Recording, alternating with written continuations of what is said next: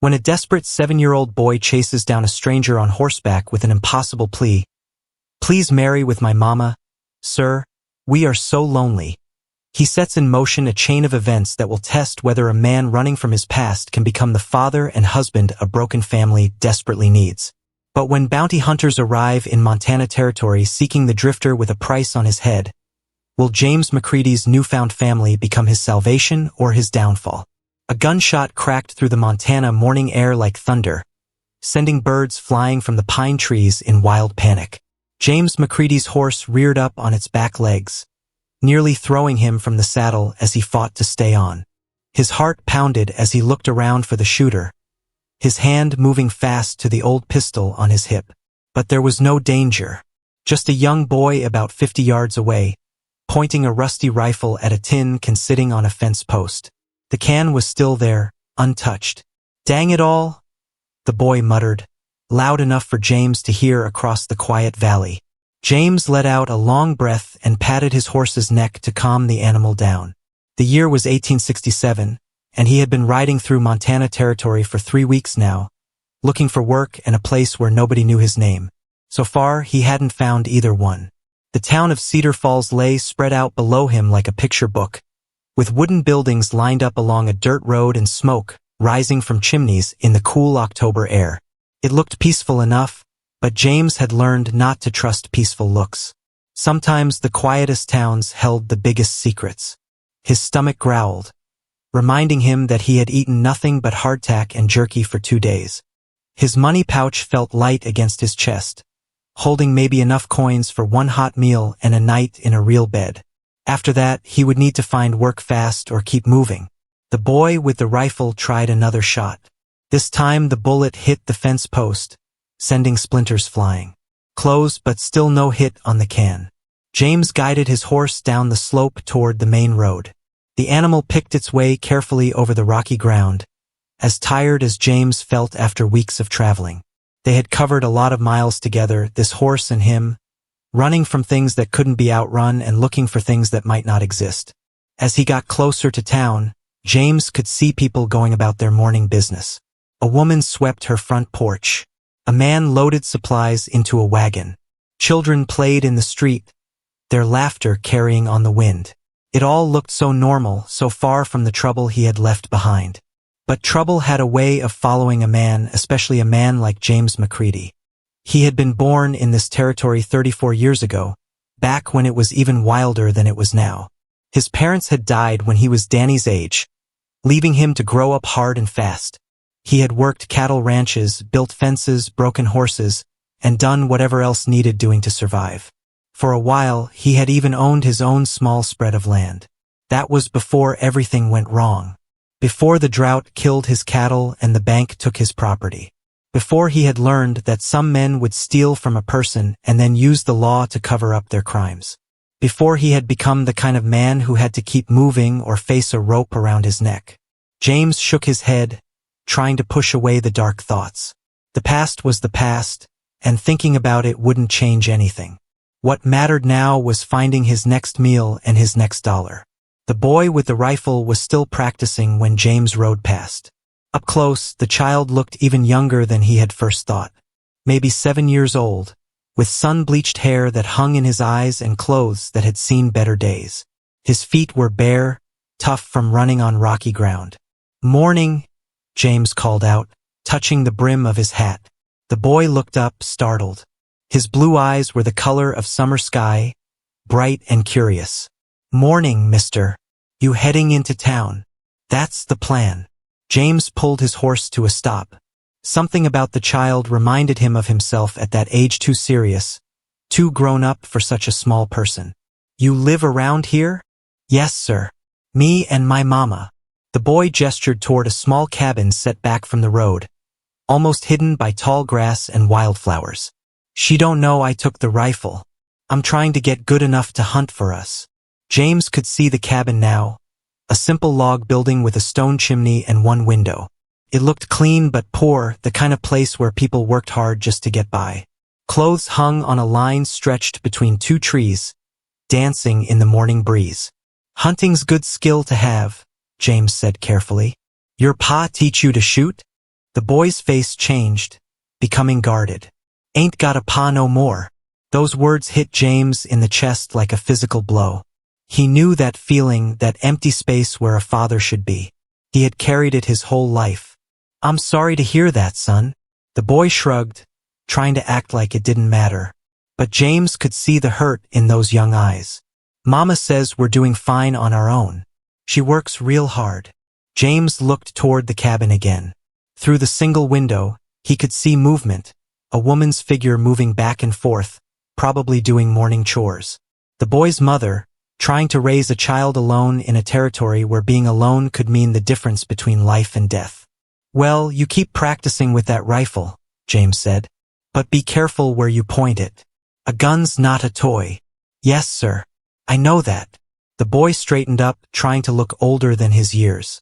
Mama taught me proper. James nodded and started to ride on. But something made him look back. The boy was watching him go, holding the rifle loose in his small hands. There was something in his expression, hope, maybe, or longing. Like he was wishing for something he couldn't quite name. James had seen that look before, in his own reflection when he was young and still believed that someone might come along to make everything better. It was a dangerous look, full of dreams that could break a person's heart. He rode into Cedar Falls thinking about blue eyes and bare feet and the weight of loneliness that could crush even the strongest person. He had learned to carry his own loneliness like a familiar burden, but seeing it in a child made it feel fresh and sharp again. The town was bigger than it had looked from the hill. Maybe 200 people with a general store, a saloon, a church, and several other businesses lined up along the main street. People nodded to him as he passed, friendly enough but curious about the stranger. James found the livery stable and arranged for his horse to be fed and watered. The old man who ran the place looked honest, which was more than James could say for some folks he had met on the road. Looking for work? The stable keeper asked, running expert hands over James's horse. Always looking for work. Might try the lumber mill. They're always needing strong backs. The man gestured toward the edge of town. Or the Morrison place might need help. Heard tell the widow's been struggling since her husband passed. Morrison. James wondered if that was the name of the boy's family. It seemed like too much of a coincidence for such a small town. What kind of help would a widow need? James asked, trying to sound casual. Oh, the usual. Firewood, repairs, maybe help with the heavy work around the place. The stable keeper lowered his voice. Got a young boy, too. Child's been trying to take on a man's work, but he's just too small. Breaks your heart to see it. James felt something twist in his chest. He had been that boy once, trying to do work too big for his small hands, trying to be the man of the house when he barely understood what that meant. Where's their place? He heard himself ask. About a mile out of town, on the north road. Little log cabin with a red door. The stable keeper gave him a sharp look. You thinking of offering help? Maybe. James pulled his hat down lower over his eyes. A man's got to make a living somehow. But as he walked away from the stable, James knew it wasn't really about making a living.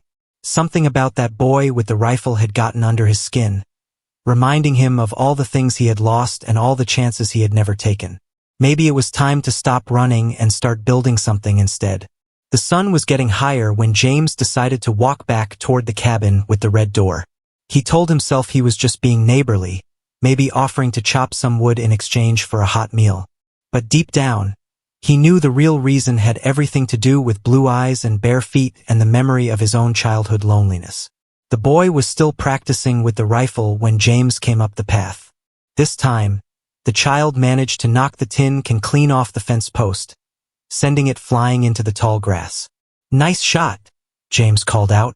The boy spun around, rifle in hand, his face lighting up with pride. Did you see that? I finally got it.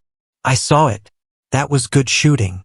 James stopped a respectful distance away, not wanting to crowd the child. You've been practicing hard. Yes, sir. Mama needs meat for the table, and I'm the only one who can get it. The boy's chin lifted with determination that would have been funny if it wasn't so serious. I'm the man of the house now. Those words hit James like a punch to the gut. He remembered saying the exact same thing when he was 8 years old, standing over his parents' graves with nothing but pride and stubbornness to keep him warm. "That's a big job for someone your age," James said carefully. "I can handle it."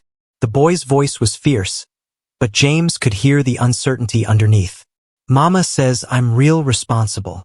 Before James could respond, the cabin door opened and a woman stepped out onto the small porch. She was young, maybe 25, with auburn hair that caught the sunlight and green eyes that seemed to see everything at once. She was beautiful, but it was the kind of beauty that came from strength rather than softness. "Danny, who are you talking to?" she called out, then stopped when she saw James standing there. "Danny. So that was the boy's name. This is the man I saw riding into town, Mama. He said my shooting was good." The woman, Danny's mother, walked toward them with quick, sure steps. She was small but moved like someone who wasn't afraid of hard work. Her dress was clean but patched in several places, and her hands showed the calluses of someone who did everything for herself.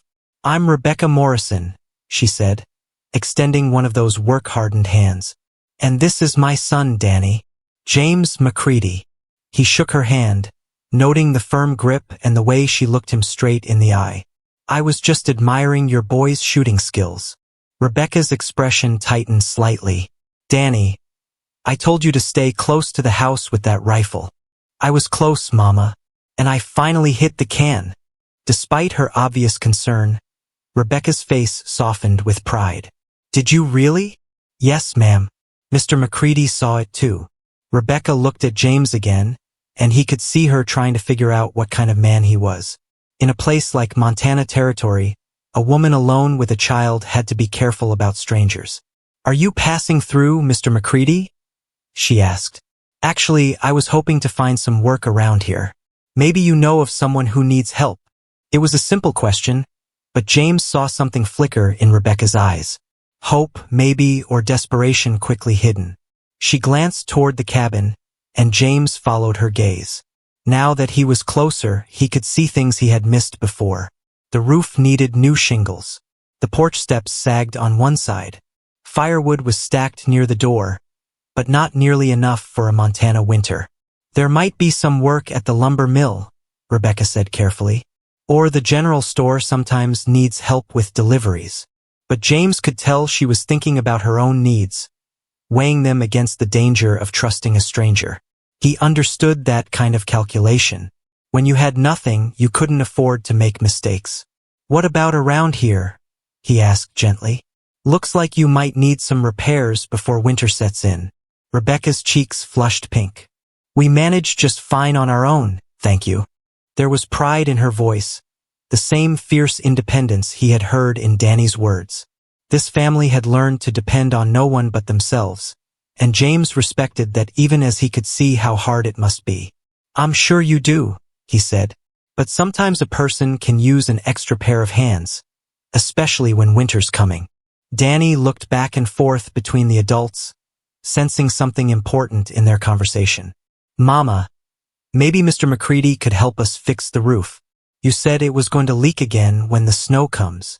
"Danny," Rebecca said sharply, her embarrassment clear, but James had seen enough. The patched clothes, the thin faces, the way Rebecca's eyes had gone to that woodpile. This was a family hanging on by their fingernails, too proud to ask for help but desperately needing it. "Tell you what," James said, making his voice casual. "I need a place to stay while I look for steady work. Maybe we could work out a trade. I'll help with repairs and chores, and you provide meals and a place to sleep. Just until I get settled." Rebecca stared at him for a long moment, and James could practically see her mind working. She was trying to figure out his angle, what he might want in return. In her experience, men probably didn't offer help without expecting something back. "I don't have much money to pay you," she said finally. "I'm not asking for money, just a fair trade." "Mama, say yes," Danny burst out. "Please? We could use the help, and Mr. McCready seems nice." Rebecca looked at her son, then back at James. Her green eyes were sharp with intelligence and caution, but underneath he could see the weight of trying to do everything alone. "Where would you sleep?" she asked. "Anywhere you think proper. Barn? Shed? even outside if the weather holds. We don't have a barn. Or a shed. James looked around the small property, taking inventory. The cabin was tiny, maybe 2 rooms at most. There was a small chicken coop, a vegetable garden that had been picked clean for winter, and not much else. I could build a small shelter, he offered. Just something to keep the rain off. Danny's eyes went wide with excitement. You could build a whole house if you wanted. Danny, hush, Rebecca said. But there was less sharpness in her voice now. James could see her wavering, torn between need and caution. He decided to tip the scales. Mrs. Morrison, I'll be honest with you. I'm new to this area, and I don't know anyone. A man can get lonely on the road, eating cold beans and sleeping on hard ground. A home-cooked meal and friendly conversation would be worth more to me than any wages. It was the truth, even if it wasn't the whole truth. James had been alone for so long that he had almost forgotten what it felt like to belong somewhere, to have people who cared whether he came home at night. Rebecca studied his face for what felt like a full minute. Finally, she nodded slowly. 1 week, she said. We'll try it for 1 week and see how it works out. Danny whooped with joy, and James felt something loosen in his chest that he hadn't even realized was tight. 1 week, he agreed. That's fair. Rebecca looked toward the cabin, then back at James. I should warn you, Mr. McCready, we're simple people. We don't have much and we don't live fancy. Ma'am, I've been sleeping on the ground and eating hardtack for weeks. Simple sounds like luxury to me.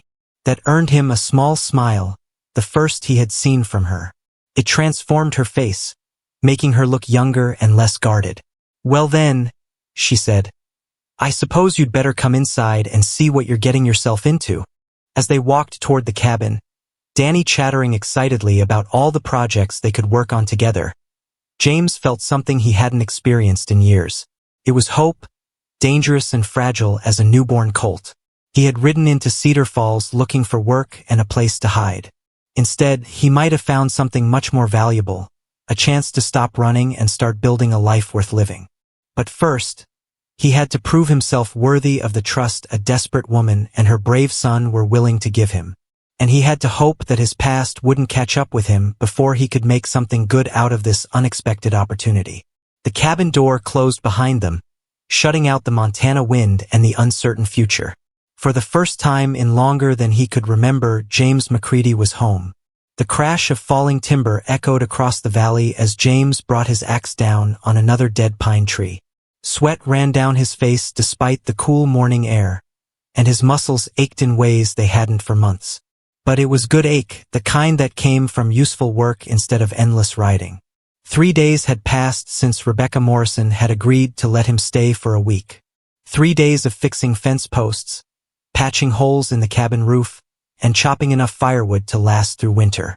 Danny followed him everywhere, asking questions faster than James could answer them and trying to help with tasks too big for his small hands. Why'd you leave your last job? Danny asked now, struggling to carry a piece of wood that was almost as tall as he was. James paused in his chopping. It was a simple question, but the answer was anything but simple.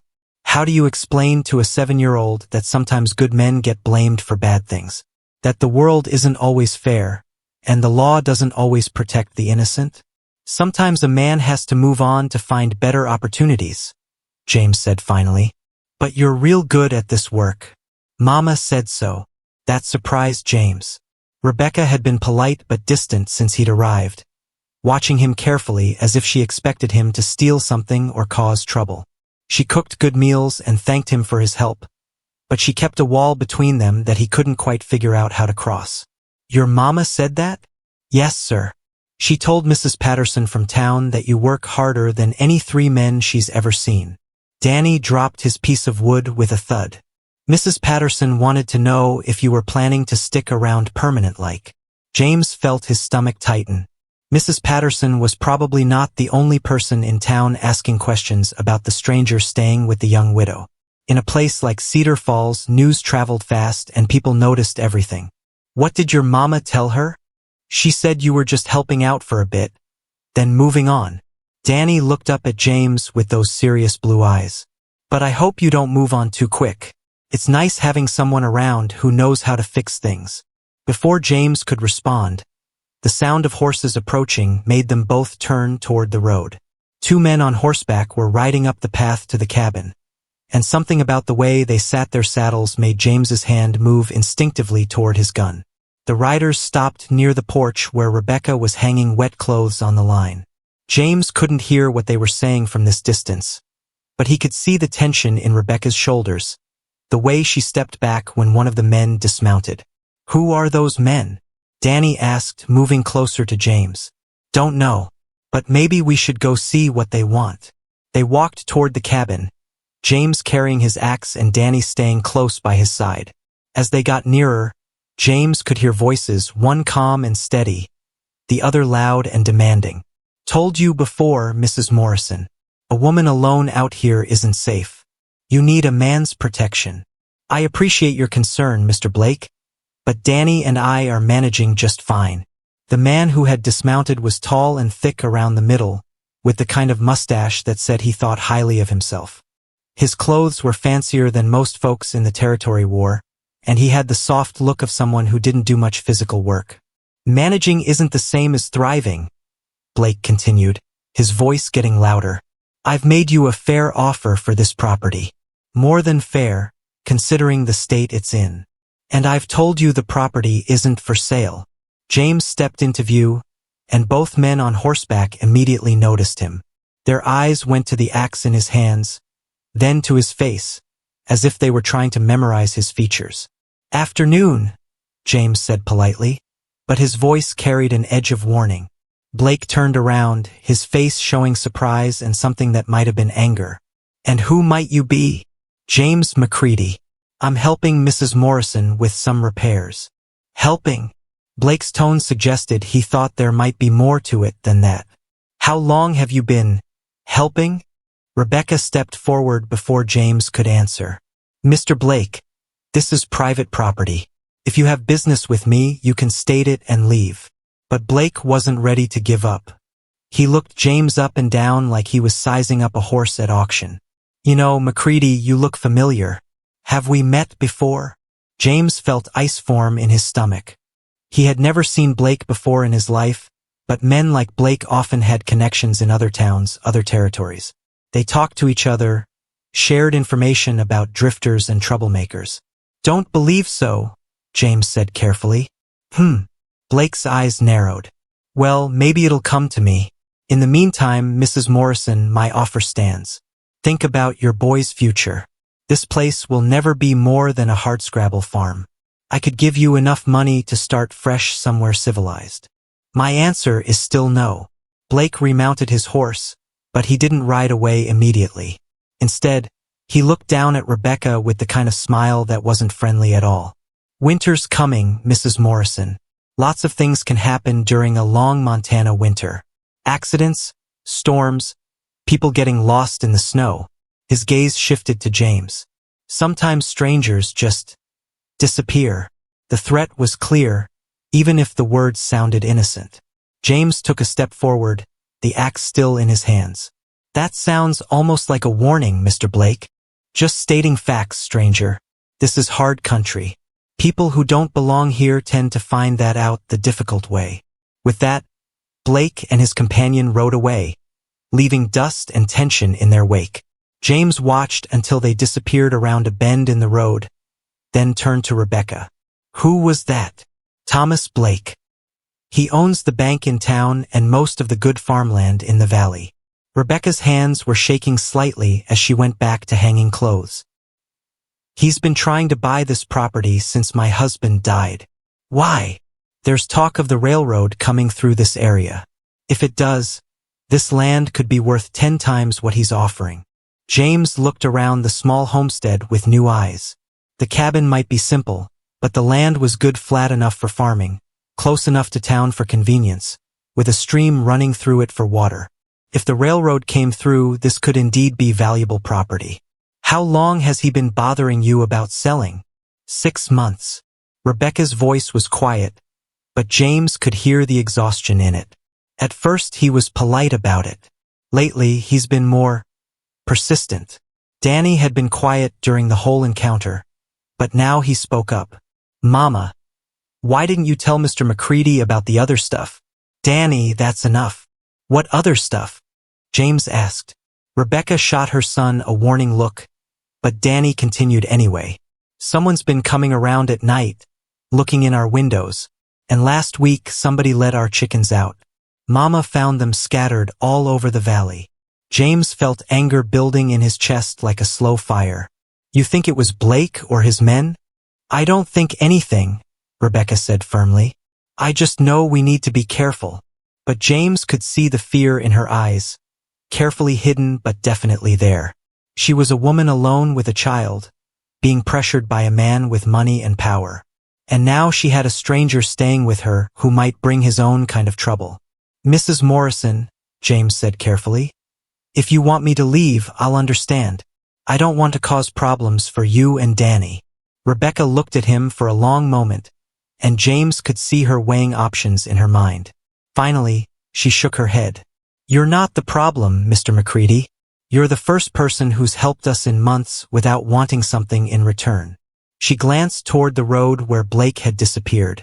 Besides, I have a feeling we're going to need all the help we can get. That evening, as they sat around the small table eating Rebecca's cornbread and stew, James made a decision. He had come to Cedar Falls looking for a place to hide from his past. Instead, he had found people who needed protecting. Maybe it was time to stop running and start fighting back. But first, he needed to know exactly what they were up against.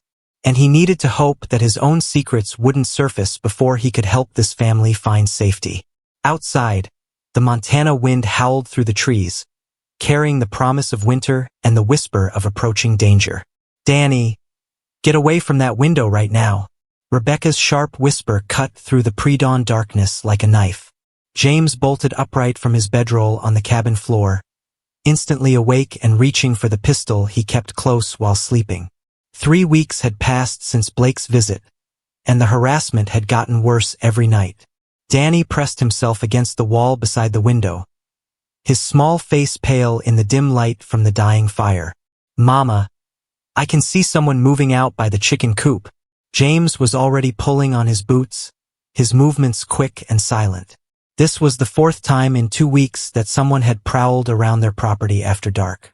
The first time, James had rushed outside with his gun drawn, but found nothing except trampled grass and the lingering scent of tobacco smoke. How many? James whispered, moving to the other window. Just one, I think. But he's got something in his hands.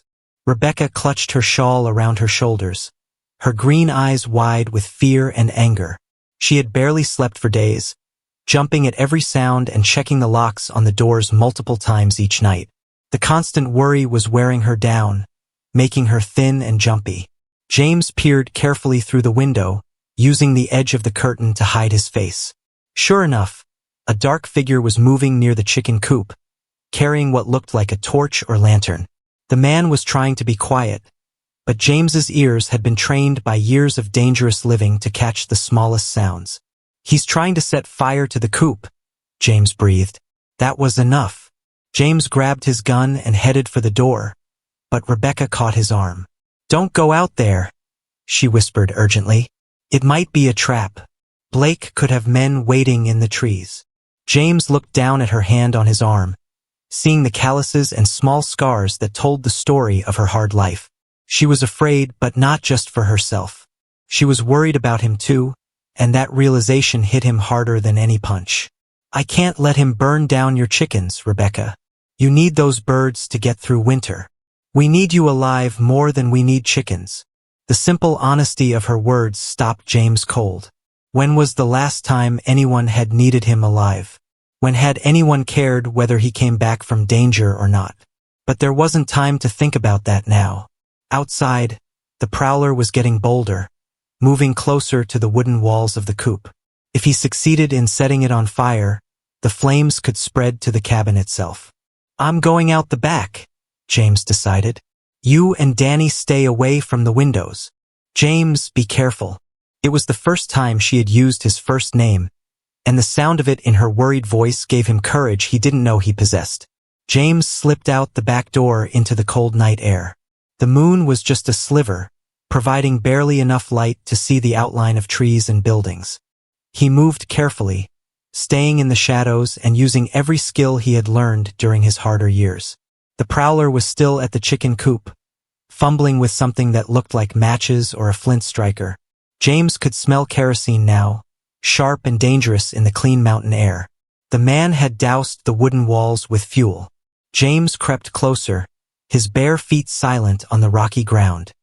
He was almost close enough to grab the man when a voice called out from the trees. "That's far enough, stranger." James froze. 2 more men stepped out of the forest, both carrying rifles. They had been waiting just like Rebecca feared. This wasn't random harassment, it was a carefully planned attack. "Drop your gun and step back," one of the riflemen ordered. James calculated his chances. 3 against 1, and they had him surrounded. Even if he was fast enough to take down one of them, the others would have time to shoot. And Rebecca and Danny were in that cabin, depending on him to keep them safe. Slowly, James placed his pistol on the ground and raised his hands. "Smart man," the first rifleman said. "Now, here's what's going to happen. You're going to pack up your gear and ride out of this valley tonight. And you're not coming back. And if I refuse?" The man by the chicken coop struck a match, holding it close to the kerosene-soaked wood. "Then we burn everything, starting with these birds and working our way up to the cabin." James felt rage build in his chest like molten iron. These men were willing to kill innocent animals and threaten a woman and child just to get their way. It was the kind of cowardly bullying that made him sick. "Blake send you?" James asked, playing for time. "Mr. Blake don't need to send nobody. We just don't like strangers who don't know when they're not wanted." But James could hear the lie in the man's voice. These weren't concerned citizens protecting their town. They were hired thugs, probably paid well to drive him away and terrorize Rebecca into selling her land. "You boys picked the wrong stranger to threaten," James said quietly. Something in his tone made the riflemen hesitate. Maybe they heard the confidence of a man who had faced worse odds and survived. Maybe they recognized the voice of someone who had killed before and would do it again if necessary. "Big talk for a man with no gun," one of them said, but his voice lacked conviction. That's when Danny's clear young voice rang out from the cabin porch. "You men get away from our chickens." James's heart stopped. The boy had disobeyed his mother and come outside, probably trying to help. Now he was standing in the open, an easy target for anyone with a gun. "Danny, get back inside," James shouted. But the boy stood his ground, holding the old rifle he had been practicing with. Probably wasn't even loaded, but in the darkness it looked dangerous enough. "My mama told you to leave us alone," Danny continued, his young voice shaking but determined. "This is our home." The distraction was exactly what James needed. While the 3 men were looking toward the cabin, he dove for his fallen pistol. The man with the match dropped it in surprise, and the kerosene-soaked wood burst into flames.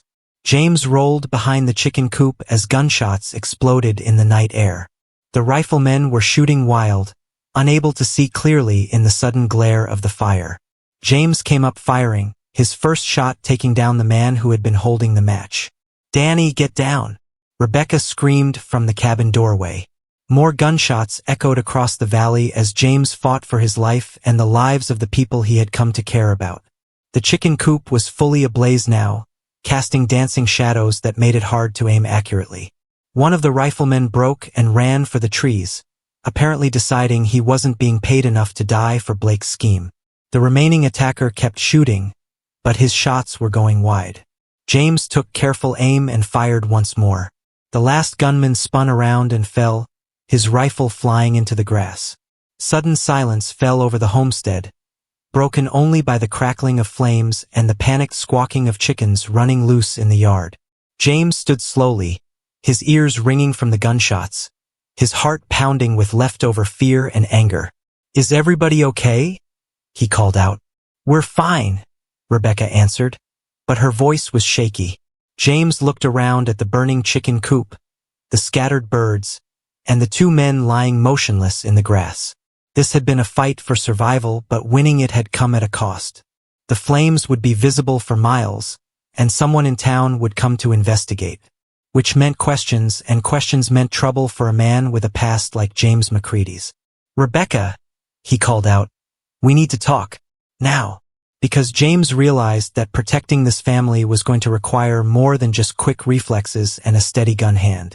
It was going to require telling them the truth about who he really was and why men like Blake might want him gone even more than they wanted Rebecca's land. The time for secrets was over.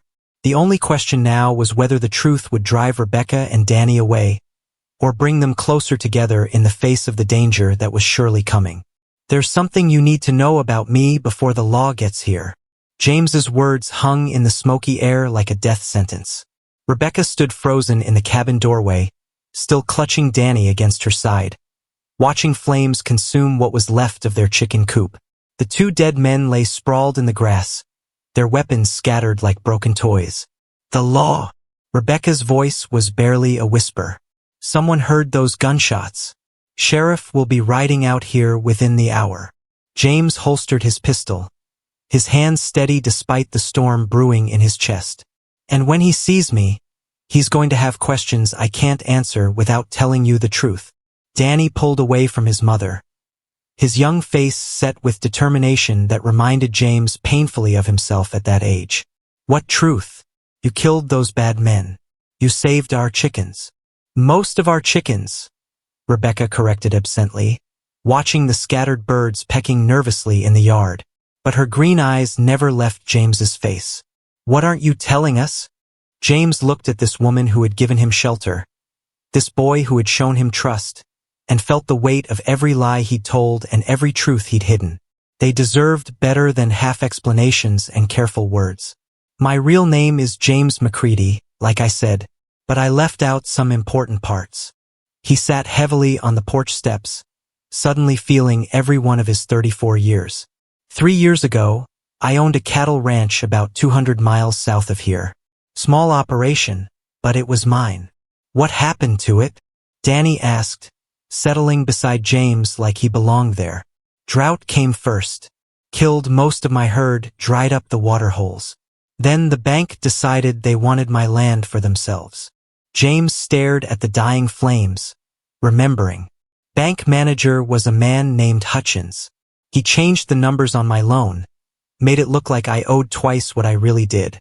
Rebecca moved closer, her skirts rustling in the night breeze. "That's theft.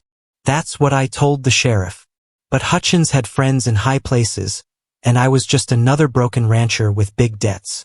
James's hands clenched into fists. "So I went to Hutchins's office one night to get my real papers back. Found him burning them in his fireplace." "Did you stop him?" Danny's eyes were wide with interest. "I tried. We fought. He was bigger than me, but I was madder." James touched his jaw, remembering the feel of Hutchins's fist. "When it was over, he was on the floor and I had my papers. But they were already half burned, and nobody would believe they were real." The wind picked up, scattering sparks from the ruined chicken coop across the dark yard. In the distance, James could hear what might have been horses approaching, though they were still too far away to be sure. "So you left," Rebecca said. "It wasn't a question. Had to. Hutchins told everyone I'd robbed him, beat him half to death for the money in his safe. Put a bounty on my head, $500 for James McCready, dead or alive." Danny gasped. $500? That's more money than most people see in their whole lives. "That's the point, son. Makes every bounty hunter and sheriff's deputy in the territory interested in finding me." Rebecca was quiet for a long moment, thinking. When she spoke, her voice was careful and controlled. "Is that why Blake's men were so eager to get rid of you? Because of the bounty?" "Maybe. Or maybe Blake just doesn't like strangers asking questions about his business practices." James stood up, brushing dust from his pants. "Either way, when the sheriff gets here and sees 2 dead men and me standing over them, he's going to start wondering if I'm the kind of man who solves problems with violence." "You are," Danny said matter-of-factly. "And that's good, because those men were going to burn down our house." The simple honesty of the boy's words hit James like a physical blow. Here was a child who had seen him kill 2 men, and instead of being afraid, Danny was grateful. What did that say about the kind of life this family had been living? Danny's right, Rebecca said quietly. You saved our lives tonight. That should count for something. Should, yes. But the law doesn't always work the way it should. James looked toward the road, where the sound of approaching horses was getting closer. Rebecca, if they arrest me tonight, I need you to promise me something. What? Take Danny and go stay with someone in town until this mess gets sorted out. Don't come back here alone. Rebecca's chin lifted with the stubborn pride he had come to know so well. This is our home. I'm not running away. Blake's not going to stop because 2 of his hired guns are dead. If anything, this will make him more desperate. James stepped closer, wanting her to understand the danger. A man like that doesn't give up when he wants something. He just finds new ways to get it. Before Rebecca could argue, the sound of horses became unmistakable. 3 riders were coming up the path fast, their mounts' hooves drumming against the hard-packed earth. That'll be Sheriff Morrison and his deputies, Rebecca said, recognizing the rhythm of the horses. Morrison. James looked at her sharply. Related to you? My late husband's brother. He's not exactly friendly toward me these days. That was a complication James hadn't expected. A sheriff who already disliked Rebecca might be inclined to see James as the cause of her troubles rather than the solution. The riders burst into the yard in a cloud of dust and jangling spurs. Sheriff Morrison was a big man with a salt and pepper beard and eyes that missed nothing. His 2 deputies flanked him, hands resting on their gun butts as they took in the scene. Rebecca, what in blazes happened here? Morrison dismounted heavily, his gaze moving from the dead men to the burning chicken coop to James. And who's this? This is James McCready, Rebecca said before James could speak. He's been helping with repairs around the place. Helping with repairs. Morrison's tone suggested he doubted that was all James had been doing. These repairs include killing folks? These men attacked us, Danny burst out. They were trying to burn down our chickens. Mr. McCready saved us. Morrison's eyes softened slightly when he looked at his nephew, but they went hard again when they returned to James. That true, stranger? It's true. 3 men came here tonight planning to burn Mrs. Morrison out. When I interrupted them, they started shooting. 3 men? I only see 2 bodies. 3rd one ran off when the fighting started, headed north toward the hills. One of the deputies had been examining the dead men. Sheriff, this one's got kerosene on his clothes. And there's an empty can by the chicken coop. Morrison walked over to look for himself, his expression thoughtful. When he came back, he studied James with new interest. You're pretty handy with that gun, McCready. Professional handy, I'd say. James felt his stomach drop. Here it came, the questions he couldn't answer without revealing everything. A man learns to defend himself out here. Some men learn better than others. Morrison's hand drifted toward his own weapon. You got a last name I might recognize? The moment of truth had arrived. James could lie, but lies had a way of catching up with a person. He could run, but that would leave Rebecca and Danny unprotected. Or he could tell the truth and hope that saving their lives counted for something. Sheriff, Rebecca said suddenly, before you ask any more questions, there's something you should know about Thomas Blake. Morrison turned to his sister-in-law with surprise. What about Blake? He's been trying to force me to sell this property for months. Tonight wasn't random. It was Blake's men trying to scare me into giving up my land. James watched the sheriff's face change as Rebecca spoke. Maybe Morrison didn't like his late brother's wife, but he clearly didn't like the idea of someone terrorizing her either. The game was about to change in ways James couldn't predict. And for the first time since this whole mess started, he wondered if telling the truth might actually save him instead of destroying him. Thomas Blake sent men to terrorize my family, and you're questioning the man who protected us? Rebecca's voice cut through the night air like a blade, sharp with anger and disbelief. Sheriff Morrison had been circling James like a wolf for 10 minutes, asking questions that danced around the edges of things he clearly suspected but couldn't prove. Rebecca, calm yourself, Morrison said, but his tone lacked conviction. I'm just trying to understand how a drifter happened to be so well armed and ready for trouble. He wasn't ready for trouble, trouble found us. Danny piped up from where he sat on the porch steps. And Mr. McCready didn't start shooting until they started shooting first. James watched the family dynamics play out with growing understanding. Morrison might be sheriff, but he was also the brother of Rebecca's dead husband. There was history here, complicated feelings that went deeper than the law. Danny, go inside, Rebecca said firmly. But Mama, inside. Now. The boy obeyed reluctantly, but James noticed he left the door open just a crack. Smart kid, wanting to hear what the adults said when they thought he wasn't listening. Sheriff, James said carefully, your nephew is telling the truth. These men came here planning to burn Mrs. Morrison out. I just happened to be in the right place to stop them. Convenient timing. Morrison's eyes were cold. Almost like you were expecting trouble. I was. Blake's been pressuring Mrs. Morrison for weeks. Tonight he decided to get more serious about it. You got proof Blake was behind this? James gestured toward the dead men. You could start by finding out who they are, where they came from. I'm betting they're not local boys. One of the deputies had been searching the bodies while they talked. Now he approached with a handful of items. Sheriff, this one's got money on him. More than a drifter should have. And look at this. He held up a piece of paper, wrinkled and stained but still readable.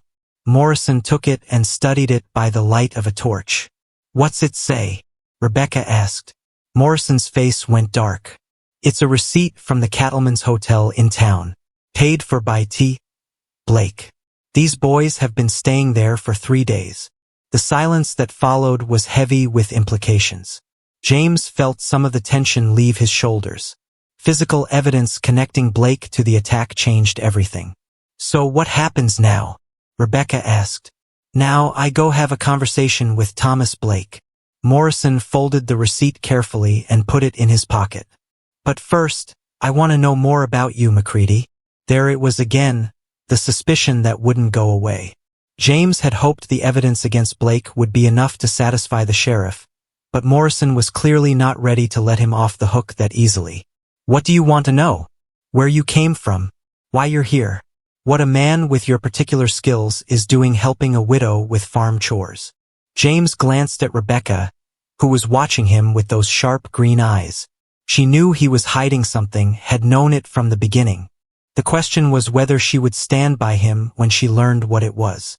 Sheriff Morrison, Rebecca said suddenly. Whatever Mr. McCready's past might be, he saved our lives tonight. Doesn't that matter more than where he came from? Depends on where he came from. Morrison's hand rested on his gun butt. See, I got a wire last week from a sheriff down in Wyoming territory. He's looking for a man named James McCready. Says this fellow is wanted for robbery and assault. James felt the world tilt sideways. Wyoming territory, that had to be about the bank manager, Hutchins. Somehow word of his troubles had spread faster and farther than he'd thought possible. What did this wire say exactly? James asked, his mouth dry as dust. Said James McCready robbed the Cattleman's Bank in Cheyenne, beat the manager half to death. $500 reward for information leading to his capture. Rebecca's sharp intake of breath was like a knife to James's heart. He couldn't bring himself to look at her, couldn't bear to see the trust die in her eyes. That's not how it happened, he said quietly. Then how did it happen? Morrison demanded. So James told them. Everything, the drought, the changed loan papers, the fight with Hutchins, the fire that had destroyed the evidence of his innocence. He spoke to the ground, unable to meet Rebecca's gaze, feeling each word like another nail in his coffin. When he finished, the silence stretched so long that the crackling of the dying fire seemed loud as thunder. That's quite a story, Morrison said finally. It's the truth. Truth has a way of being hard to prove when all the evidence is burned up. James finally forced himself to look at Rebecca. Her face was pale but thoughtful, and she was staring at him with an expression he couldn't read. Do you believe him? Morrison asked his sister-in-law. Rebecca was quiet for so long that James began to prepare himself for the worst. Then she spoke, her voice steady and sure. Yes, I believe him. Morrison looked surprised. Rebecca, I've watched this man for weeks, David. I've seen how he treats Danny, how he works, how he handles himself. The man who would beat someone for money isn't the same man who spends his evenings teaching a 7-year-old boy how to whittle. James felt something break open in his chest. Hope, gratitude, emotions he'd thought were dead. This woman barely knew him, had every reason to doubt him, and yet she was willing to stake her reputation on his word. That's all very touching, Morrison said, but it doesn't change the fact that he's wanted by the law for something he didn't do. So he says. So I know. Rebecca stepped closer to James, and he could smell the soap she used, could see the determined set of her jaw. David, this man could have ridden away any time in the past month. He could have taken anything he wanted from us and disappeared into the territory. Instead, he fixed our roof, chopped our firewood, and tonight he risked his life to protect us. Does that sound like a thief and a violent criminal to you? Morrison looked back and forth between them, clearly torn between his duty as a sheriff and his complicated feelings about his brother's widow. Even if I believe his story, Morrison said slowly, that doesn't make the warrant go away. The law is the law. Then maybe it's time someone looked deeper into this bank manager's story, Rebecca said. Maybe there are other people Hutchins cheated. Maybe James isn't the only victim here. James stared at her in amazement. Not only was she defending him, she was suggesting ways to prove his innocence. This woman who had every reason to want him gone was instead trying to find ways to help him stay. That would take time, Morrison said. And meanwhile, I've got a wanted man standing in front of me. You've also got 2 dead criminals and evidence that Thomas Blake is terrorizing local citizens. Rebecca shot back. Which seems more important to you? Catching a man who might be innocent, or stopping a man who's definitely guilty? Morrison considered this for a long moment. Finally, he sighed. I'll give you 3 days, McCready. 3 days to come up with something that proves your story, or I'll have to arrest you and send you back to Wyoming to face those charges. 3 days. It wasn't much, but it was more than James had dared hope for. Thank you, Sheriff. Don't thank me yet. And don't think about running. I'll have men watching the roads. As Morrison and his deputies rode away, leaving James and Rebecca alone in the smoky darkness, James finally allowed himself to breathe again. Why? He asked her. Why did you stand up for me? Rebecca looked at him for a long moment, her green eyes reflecting the last flames from the ruined chicken coop. Because sometimes a person has to choose who they trust, she said simply. And I'd rather trust a man who kills to protect children than a man who sends killers after them. It wasn't a declaration of love or a promise of forever, but it was something more valuable than either of those things. It was faith. The telegram arrived at sunrise, carried by a dust-covered rider who looked like he'd been pushing his horse all night. Danny spotted him first from the cabin window where he'd been keeping watch, and his excited shout brought James and Rebecca running to the porch. Mama! There's a man with a yellow paper. James felt his stomach drop. In his experience, telegrams rarely brought good news, especially when you were a wanted man with 3 days to prove your innocence. The rider dismounted slowly, his legs stiff from the long journey, and pulled the telegram from his saddlebag. Message for James McCready, the man called out, squinting in the morning light. That's me. James stepped forward, trying to keep his voice steady. The rider handed over the yellow paper and remounted without another word. As he rode away, James stared at the telegram in his hands, afraid to open it. Rebecca moved closer, close enough that he could feel the warmth of her body beside him. Who would be sending you messages? She asked quietly. Nobody good. James tore open the paper with fingers that trembled slightly. His eyes scanned the brief message once, twice, then a third time before the words really sank in. What does it say? Danny demanded, bouncing on his toes with curiosity. James looked up at Rebecca, hardly daring to believe what he was reading. It's from a lawyer in Cheyenne.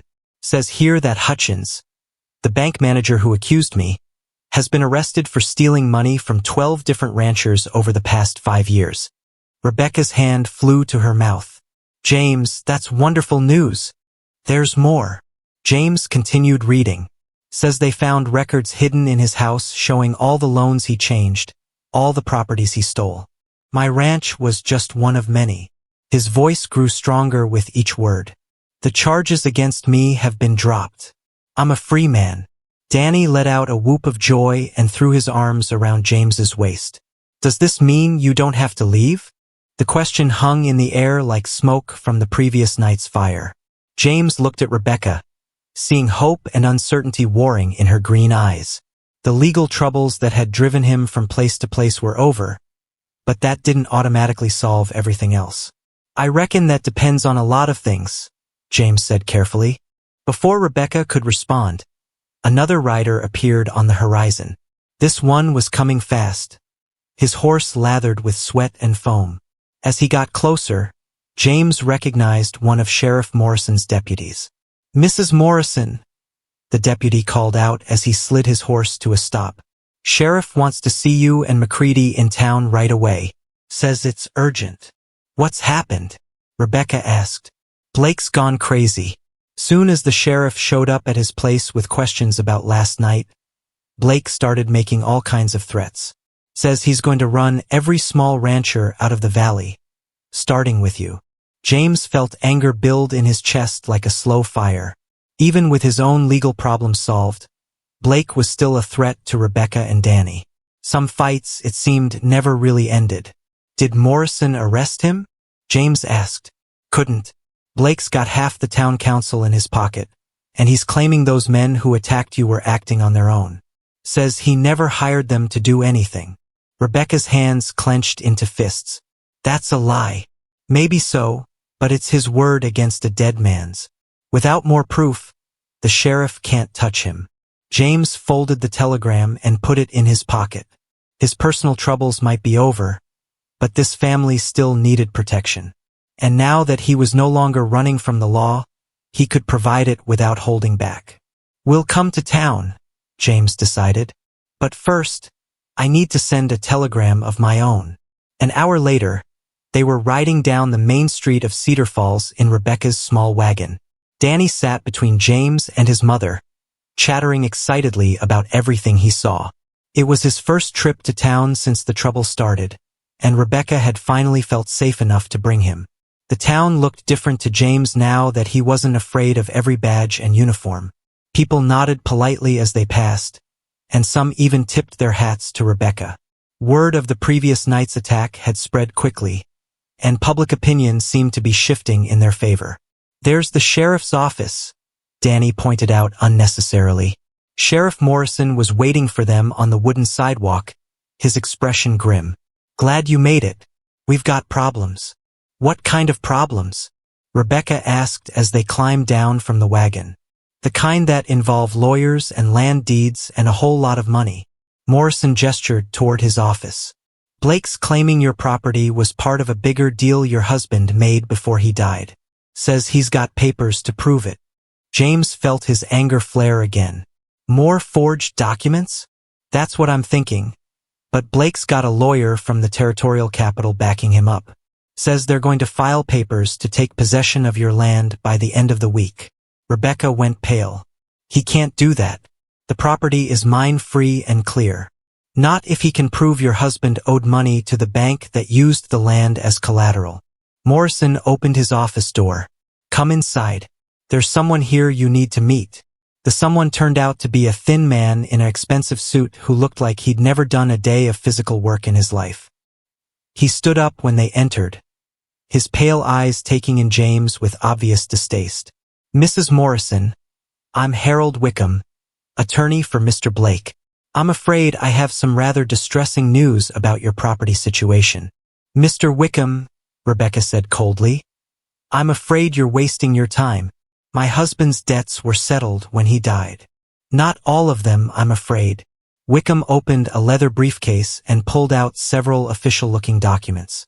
It seems your late husband borrowed a substantial sum from Mr. Blake's bank, using your homestead as collateral. The loan was never repaid. James stepped forward to look at the papers. They looked real enough with proper seals and signatures, but something about them felt wrong. When was this loan supposedly made? James asked. Wickham consulted the documents. 3 months before Mr. Morrison's unfortunate death. Rebecca shook her head firmly. That's impossible. My husband was already sick by then. He couldn't have traveled to town to sign papers. Nevertheless, here is his signature, witnessed by 2 bank employees. James studied the signature more closely. It looked like Rebecca's husband's writing, but there was something off about it.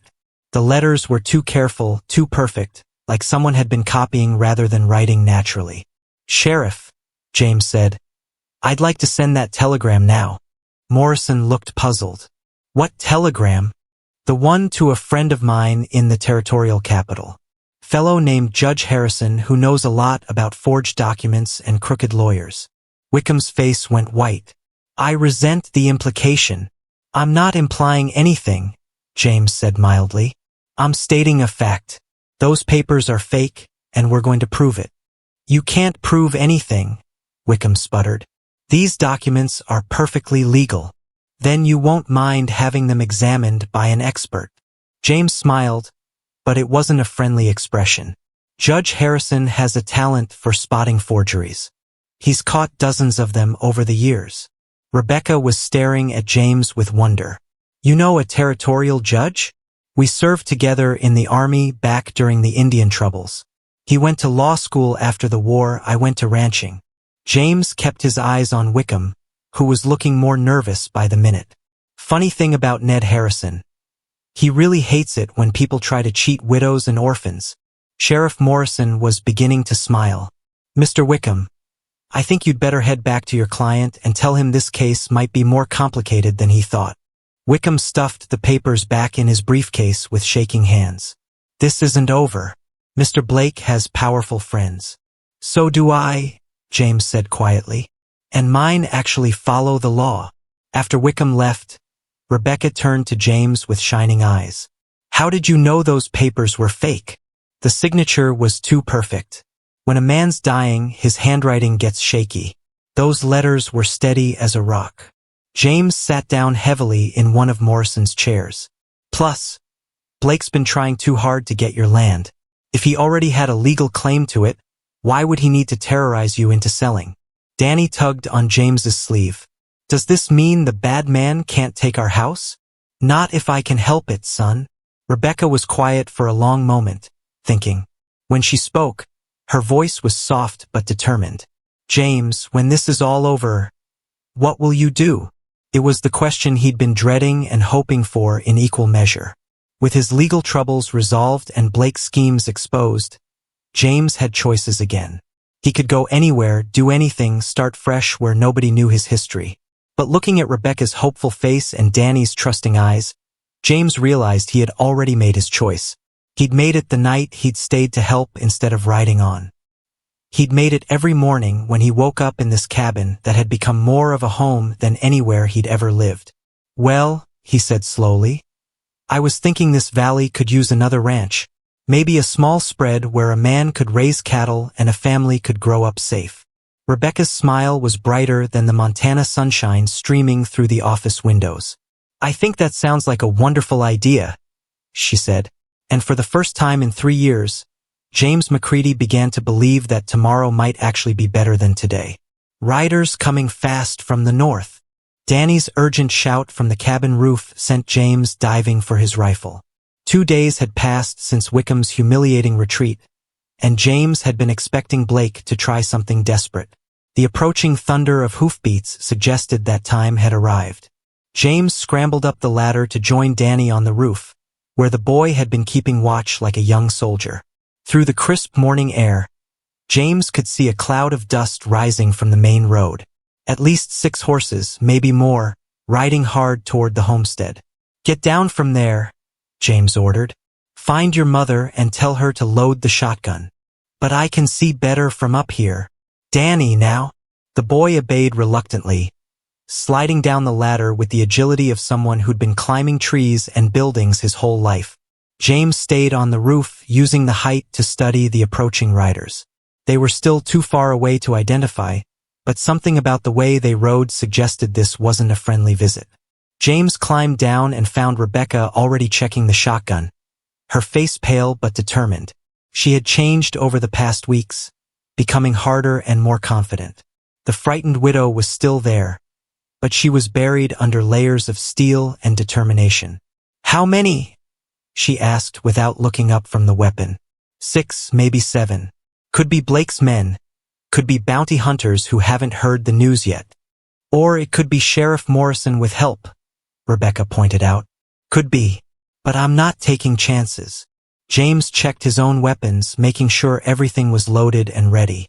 If shooting starts, you and Danny get behind the stove. It's the thickest cover in the house. The riders were close enough now that James could make out individual figures. They weren't wearing badges, and they were spread out in a formation that suggested they expected trouble. Definitely not a friendly visit. "Rebecca," James said quietly, "if something happens to me, nothing's going to happen to you." Her voice was fierce with determination. "We've come too far to give up now." James looked at this woman who had become more precious to him than his own life, and felt his heart break a little. She deserved better than a man whose past kept reaching out to drag them all into danger. The riders pulled up in the yard, their horses snorting and stamping from the hard ride. The leader was a tall man with cold eyes and a marshal's badge on his vest. James felt his stomach sink as he recognized the type. A man who lived for the hunt and didn't much care whether his prey was guilty or innocent. "James McCready," the marshal called out. "I'm Marshal Wade Dalton, Territorial Law. I'm here about some unfinished business." James stepped out onto the porch, his rifle held casually but ready. "What kind of business would that be, Marshal?" "The kind that involves dead men and burned buildings. Seems you've been busy since you got to Montana." So that was it. Blake had gone crying to the territorial authorities, probably claiming that James was some kind of dangerous killer terrorizing peaceful citizens. It was a smart move. Even if the bank charges had been dropped, a man could still be arrested for murder. "Those men attacked this family," James said calmly. "I was defending innocent people." "That's your story. Blake tells it different." Dalton dismounted slowly, his hand resting on his gun butt. "Says you're a hired killer, brought in to terrorize honest businessmen." "Blake's a liar." "Maybe, but he's got witnesses who say different." "Says you threatened him, demanded money to leave town." James felt anger build in his chest. Blake was clever, twisting the facts just enough to make himself look like the victim. And a territorial marshal would be more inclined to believe a wealthy businessman than a drifter with a questionable past. "Marshal," Rebecca said, stepping out onto the porch beside James. "Thomas Blake has been trying to steal our property for months. The men who died here were arsonists and would-be murderers." Dalton's eyes shifted to Rebecca, taking in her obvious devotion to James. "Mrs. Morrison, you might be a bit too close to this situation to see it clearly. I see it just fine. I see a good man who protected my family from criminals. Good men don't usually have $500 bounties on their heads." "That bounty was dropped 2 days ago," James said. "Telegram came from the territorial capital clearing me of all charges." Dalton's expression didn't change. "Funny thing about telegrams. Sometimes they get lost, sometimes they're fake. I haven't received any word about charges being dropped." James felt the trap closing around him. Blake had probably paid Dalton to ignore any exonerating evidence, to arrest James no matter what. Money talked loud in the territories, especially to lawmen who weren't too particular about justice. "You want to see the telegram?" James offered. "I want to see you in custody pending a full investigation." Dalton's hand moved closer to his weapon. "Now drop that rifle and come along peaceful-like. And if I refuse? Then we do this the hard way." The 6 men behind Dalton all had their hands on their guns now. James calculated odds rapidly and didn't like what he came up with. He might be able to take down 2 or 3 of them, but the rest would kill him and probably Rebecca and Danny too. "James, don't," Rebecca whispered urgently. "We'll find another way." But James could see the truth in Dalton's cold eyes. This wasn't about justice or law. This was about money and power, and men like Blake always found ways to get what they wanted. "Marshal," a new voice called out from the road. "I believe you're making a mistake. Everyone turned to see Sheriff Morrison riding up with 3 of his deputies, their badges glinting in the morning sun. Behind them came an elegant carriage that looked completely out of place in the rough Montana landscape. Dalton's face darkened. "Morrison, this is territorial business. You don't have jurisdiction here." "Actually, I do. This property is in my county, and any arrests made here fall under my authority." Morrison dismounted calmly, his hand also resting on his weapon. "Unless you've got a warrant signed by a territorial judge? I don't need a warrant to arrest a known killer." "You do if he's not actually a killer." The carriage door opened, and a distinguished man in an expensive suit stepped out. James felt his heart leap as he recognized the face of his old army friend. "Judge Harrison," James called out. "Hello, James. Sorry I'm late. Had to stop and review some very interesting documents." Judge Harrison walked toward the group with the calm confidence of a man who held real power. "Marshal Dalton, I believe you received my telegram this morning clearing Mr. McCready of all charges?" Dalton's jaw worked furiously. "I didn't receive any telegram. Strange. I sent it to every law enforcement office in the territory." Harrison smiled pleasantly. Perhaps there was a problem with the telegraph lines. These things happen. James could see Dalton's men shifting nervously. Facing down a drifter was one thing. Going up against a territorial judge was something else entirely. "Even if the bank charges were dropped," Dalton said desperately, "there's still the matter of the men he killed here. Self-defense, clearly documented by Sheriff Morrison's investigation." Harrison pulled out an official-looking document. "I've also been reviewing some rather fascinating evidence about Mr. Blake's business practices. Forgery, intimidation, conspiracy to commit arson. Quite an impressive list of crimes." Rebecca squeezed James's arm, and he could feel her relief flowing through her touch. They weren't out of danger yet, but the tide was definitely turning. "Judge," Dalton said carefully, "Blake's got powerful friends.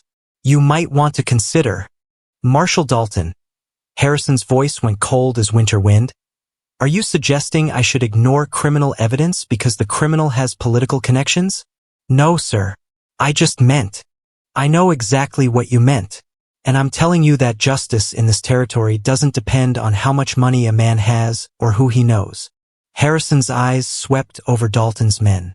"Now, I suggest you and your associates head back to wherever Blake is hiding and tell him that his reign of terror is over." Dalton looked like he wanted to argue, but facing down a territorial judge with Sheriff Morrison backing him up was more than he wanted to risk. Slowly, reluctantly, he remounted his horse. "This isn't over," he said to James. "Yes, it is," Harrison replied firmly. "Unless you'd like to join Blake in a territorial prison." As Dalton and his men rode away, James felt years of tension finally leaving his shoulders. The threats, the running, the constant fear of looking over his shoulder, it was finally over. "Ned," James said to his old friend, "I can't thank you enough." "Don't thank me yet. We still have to put Blake away for good." Harrison's expression turned serious. "But first, I believe you have some personal business to attend to." James looked at Rebecca, seeing tears of relief in her green eyes. Danny had emerged from the cabin and was running toward them, his young face bright with joy and excitement. "Does this mean we're safe now?" the boy asked breathlessly. "Yes, son," James said, pulling Danny close. "We're safe." And for the first time since he'd arrived in Cedar Falls, James truly believed it. The courthouse steps were slippery with morning frost as Rebecca clutched Danny's hand and followed James toward the tall wooden doors. 3 weeks had passed since Judge Harrison's arrival, and today Thomas Blake would finally face justice for his crimes. But Rebecca's stomach churned with nervousness that had nothing to do with the trial. "Mama, why are you shaking?" Danny whispered, looking up at her with concerned blue eyes. "Just cold, sweetheart." Rebecca forced a smile, not wanting to admit that her trembling came from fear rather than the October chill. Today would determine not just Blake's fate, but the future of her family. James walked beside them, his shoulders straight and his jaw set with determination. He wore his best clothes, the only good shirt he owned and pants Rebecca had mended twice, but he carried himself like a man who belonged anywhere. The wanted posters and bounty hunters were gone, but Rebecca knew the trial would dredge up every detail of his troubled past. "Remember what we practiced," James said quietly as they climbed the steps. "Tell the truth, speak clearly, and don't let Blake's lawyer confuse you." "I remember." Rebecca squeezed his arm, drawing strength from his steady presence. "James, whatever happens in there, nothing bad is going to happen." His voice was confident, but Rebecca caught the flicker of worry in his dark eyes. "Judge Harrison knows the law, and we have the evidence." The courtroom was packed with people from Cedar Falls and the surrounding ranches. Rebecca recognized faces from town. The general store owner, the blacksmith, several farmers who had dealt with Blake's aggressive business practices. Word had spread quickly about the trial, and everyone wanted to see how the story would end. Blake sat at the defendant's table with his expensive lawyer, looking smaller somehow than he had when he was terrorizing her family. His fancy clothes and important airs couldn't hide the fact that he was just a bully who had finally been caught. "All rise for the Honorable Judge Harrison," the bailiff called out. Rebecca stood with everyone else, watching James's old friend take his place behind the big wooden desk. Judge Harrison looked every inch the proper authority figure in his black robes, but Rebecca remembered the warm smile he'd given Danny the day before when explaining how trials worked. "Be seated," Harrison said formally. "We are here today to try the case of Territory versus Thomas Blake on charges of conspiracy, fraud, and attempted arson." The prosecutor, a serious young man from the territorial capital, stood up first. Rebecca listened as he outlined Blake's crimes in simple, clear language that even Danny could understand. The forged loan documents, the hired thugs, the systematic harassment of small ranchers throughout the valley. Then Blake's lawyer took his turn, spinning a story about a misunderstood businessman trying to bring progress to a backward region. He made Blake sound like some kind of hero, fighting against ignorant farmers who didn't understand the benefits of civilization. Rebecca felt her anger build as the lawyer talked. This man didn't know what it was like to fear for your child's safety every night, to wonder if strangers would come in the darkness to burn down everything you'd worked for. "The prosecution calls Rebecca Morrison to the stand," the prosecutor announced. Rebecca's legs felt shaky as she walked to the witness chair. The courtroom seemed huge from up there, full of watching faces and judging eyes. She placed her hand on the Bible and swore to tell the truth, her voice barely above a whisper. "Mrs. Morrison," the prosecutor began gently, "please tell the court about your first encounter with the defendant." Rebecca took a deep breath and began to speak. She told them about Blake's visits, his increasing pressure to sell the property, his threats about what might happen to a woman alone. The words came easier as she went on, and her voice grew stronger. "He said accidents could happen during winter," Rebecca continued, "that people could get lost in the snow, that strangers sometimes just disappeared. How did these threats make you feel?" "Terrified. I was afraid to let Danny out of my sight. I was afraid to sleep at night." Blake's lawyer objected several times, trying to make it sound like Rebecca was exaggerating or making things up, but Judge Harrison overruled him each time, and Rebecca kept telling her story. When Blake's lawyer got his chance to question her, he tried to make her seem foolish and emotional. He suggested that she had misunderstood Blake's intentions, that a grieving widow might imagine threats where none existed. "Mrs. Morrison," the lawyer said in a patronizing tone, "isn't it true that you were desperate for male companionship after your husband's death? Desperate enough to welcome any stranger who showed you attention?" Rebecca felt heat rise in her cheeks, but James had warned her this might happen. Blake's lawyer was trying to make it sound like she had invented the whole story to justify her relationship with James. "Mr. McCready didn't show me attention," Rebecca said clearly. "He showed me respect. There's a difference, though I don't expect you to understand it." Several people in the courtroom chuckled, and the lawyer's face reddened. He asked a few more questions, but Rebecca could see he wasn't getting anywhere. Next came James's testimony. Rebecca watched nervously as he took the stand, knowing that Blake's lawyer would try to destroy his credibility by bringing up his past troubles. James told his story simply and honestly, finding Rebecca and Danny in trouble, deciding to help, discovering Blake's harassment campaign. He described the night of the attack in careful detail, explaining how the men had come with kerosene and matches, clearly planning to burn them out. "Mr. McCready," Blake's lawyer said when his turn came, "isn't it true that you're a wanted criminal who came to Montana territory to hide from the law?" "I was falsely accused of crimes I didn't commit," James replied calmly. "Those charges have been dropped and my name cleared. But at the time you inserted yourself into Mrs. Morrison's life, you were a fugitive from justice. I was a man trying to survive until the truth came out." The lawyer tried to make James sound like a dangerous drifter who had manipulated Rebecca for his own purposes. But James answered every question with quiet dignity, never losing his temper or getting defensive. Then came the surprise that nobody expected. "Your Honor," the prosecutor said, "I call Martha Patterson to the stand." Rebecca gasped. Mrs. Patterson was the town gossip, the woman who knew everyone's business and wasn't shy about sharing it. What could she possibly have to say about Blake's crimes? Mrs. Patterson walked to the witness stand with the air of someone who had been waiting her whole life for this moment. She was a small, sharp-eyed woman who missed nothing and forgot even less. "Mrs. Patterson," the prosecutor began, "how long have you lived in Cedar Falls?" 23 years come December. "Seen this town grow from nothing to what it is today. In all that time, have you observed Thomas Blake's business practices?" Mrs. Patterson's eyes lit up with righteous fire. "I certainly have, and I've been waiting years for someone to ask me about it." What followed was the most damaging testimony of the entire trial. Mrs. Patterson had kept careful track of every family Blake had cheated, every property he had stolen, every dirty deal he had made. She had names, dates, and details that made Blake's lawyer turn pale. "He's been running the same scheme for years," Mrs. Patterson testified. "Find a family in trouble, offer to help, then steal their land when they can't pay impossible terms.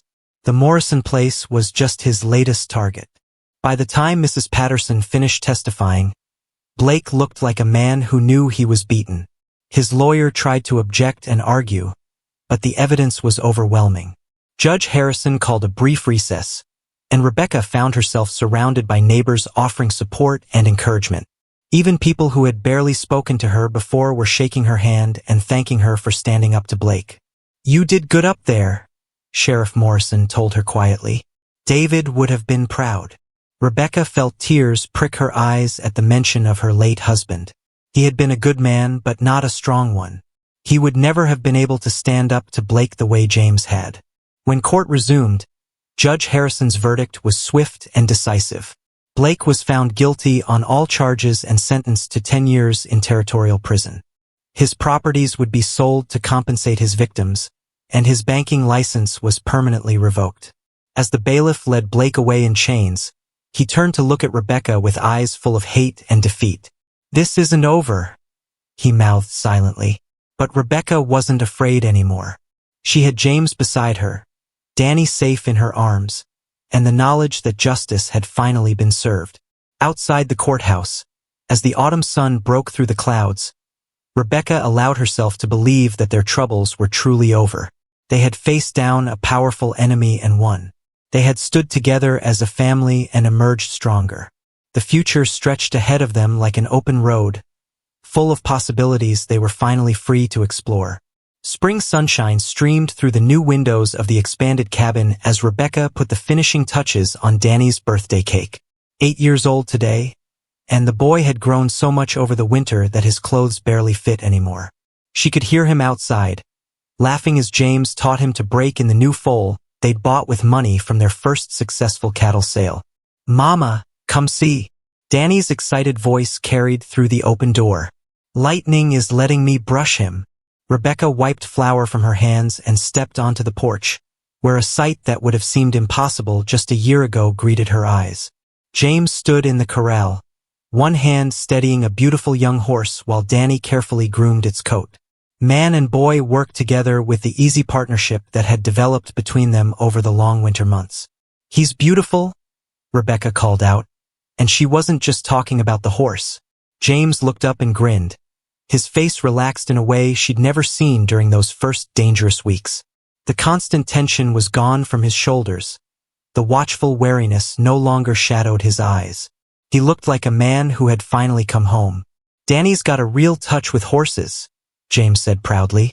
"Give him a few more years and he'll be the best horseman in the territory." "A few more years?" Danny protested. "I'm ready now." Both adults laughed, and the sound carried across the valley like music. Their small ranch was thriving, with 30 head of cattle, 2 horses, and plans for expansion that would take them well into the future. The railroad had indeed come through the valley, just as Blake had predicted, and property values had tripled overnight. "Rebecca," James said, wiping sweat from his forehead, "could you come out here a minute?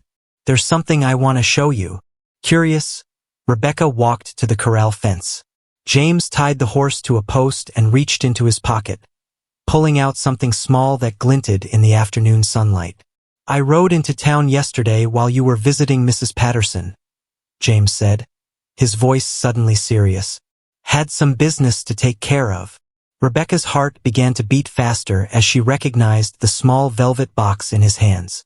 They had talked around the subject of marriage for months, but somehow the right moment had never seemed to come. "James," she whispered. "I know we've been taking things slow," James continued, dropping to one knee right there in the dust of the corral. "I know you've got every reason to be careful about trusting another man with your heart and Danny's future." Danny had stopped brushing the horse and was watching with wide eyes, clearly understanding that something important was happening. "But Rebecca Morrison," James said, opening the box to reveal a simple gold band, "I love you more than I ever thought possible. I love Danny like he was my own son.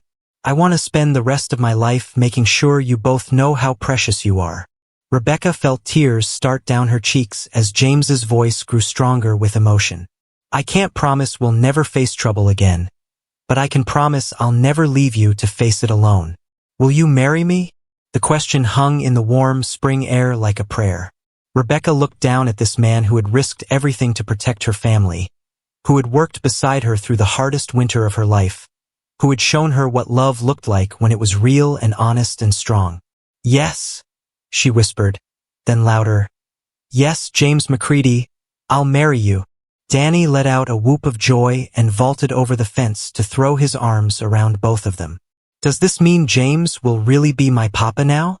"If you want me to be," James said seriously, looking the boy in the eyes, "it would be the greatest honor of my life to be your father." "I want you to be," Danny said solemnly. "I've wanted it since that first day when you fixed our roof." As James slipped the ring onto Rebecca's finger, she marveled at how much their lives had changed.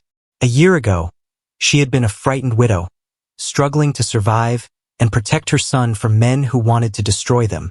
Now she was surrounded by love and safety, part of a family that had been forged in hardship and tested by fire. "When?" she asked, admiring the way the simple band caught the light. "Soon as you want." Judge Harrison said he'd be honored to perform the ceremony. "Tomorrow," Rebecca said impulsively, then laughed at James's surprised expression. "I've waited long enough for happiness. I don't want to wait any longer." That evening, as they sat on the porch watching the sun set over their valley, Rebecca reflected on the strange turns that had brought them together. If Danny hadn't been brave enough to approach a stranger with his desperate plea, if James hadn't been good enough to stay and help, if she hadn't been strong enough to trust him when everything seemed hopeless, "What are you thinking about?" James asked, settling beside her on the porch swing he'd built during the long winter evenings. "About how lucky we are." "Lucky?" James chuckled. "I seem to remember some pretty unlucky times." "No," Rebecca said firmly. "Even the bad times were lucky because they brought us here. They made us strong enough to appreciate what we have."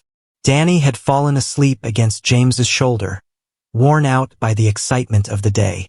James shifted carefully to make the boy more comfortable, and Rebecca's heart swelled with love for both of them. "You know what Danny asked me yesterday?" James said quietly. "What?" "He asked if we could have more children. Said he'd like some brothers and sisters." Rebecca felt warmth spread through her chest. "And what did you tell him?" "I told him that was up to his mama. but that I'd like nothing better than to fill this house with children and love and laughter. Rebecca leaned against James's free shoulder, breathing in the scent of his skin and the promise of their future together. I think that sounds like a wonderful plan. Above them, the first stars were appearing in the darkening sky. Somewhere in the distance, a night bird called to its mate, and the sound was answered from across the valley. Everything felt peaceful and right, as if the world itself was blessing their happiness. James, Rebecca said softly, do you ever regret it? Staying here instead of moving on? Never. His voice was firm with conviction.